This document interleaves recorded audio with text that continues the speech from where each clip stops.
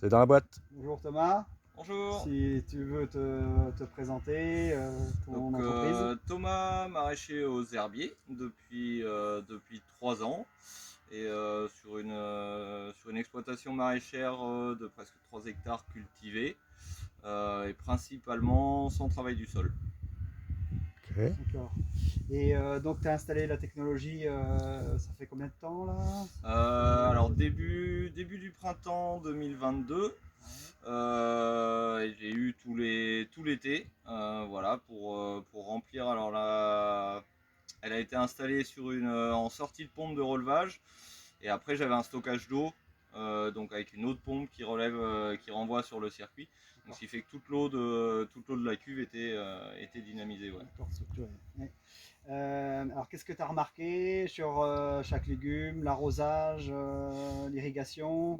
Déjà la première chose, sûr et certain, c'est une économie d'eau, parce que depuis 3 ans que je suis installé, j'ai toujours été en rupture d'eau avec des années beaucoup moins sèches que ça. Et là cette année j'ai pas eu de rupture d'eau. Donc besoin de moins d'arrosage, sur les serres quasiment du 40% d'arrosage en moins. En extérieur, un bon 30% en moins, je pense. J'ai pas les calculs exacts parce que j'ai pas de compteur d'eau, mais à vue de nez comme ça, je pense un bon 30% en moins. Et après, alors que beaucoup d'aspersions, j'utilise quasiment plus de goutte à goutte.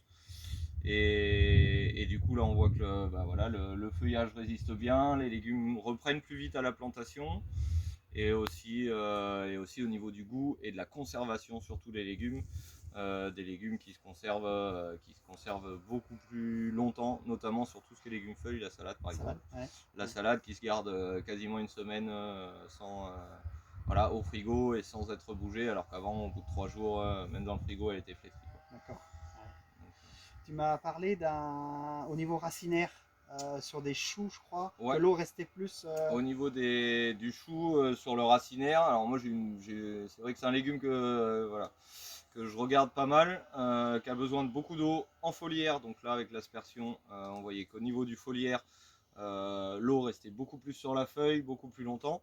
Et au niveau du chou, même déraciné, on voyait que la terre était sèche à côté, et en fait l'eau stagnait vraiment au pied du chou, quoi. D'accord, au niveau racinaire. Les racines étaient mouillées, alors qu'en fait le reste de la terre autour était sèche, et c'était assez impressionnant de voir ça, vraiment de voir des gouttelettes d'eau sur la racine alors que la terre est sèche à côté, quoi. Et voilà, ça fin juillet début août, là où on était en plein dans le sec. Et d'un point de vue économique global, là, entre l'investissement que tu as fait et puis le retour? Là au niveau de l'investissement, là il n'y a pas de souci. Voilà. Moi je re-signe sur les prochaines années parce que c'est une qualité d'eau qui est exceptionnelle. Et puis au niveau de la rentabilité, c'est vraiment super. Là s'il n'y a pas de souci, on revient rapidement sur notre investissement. Voilà, moi, que ça soit dès le printemps, j'ai vu sur les légumes de printemps, pas de légumes pourris, des beaux légumes, des légumes qui se gardent.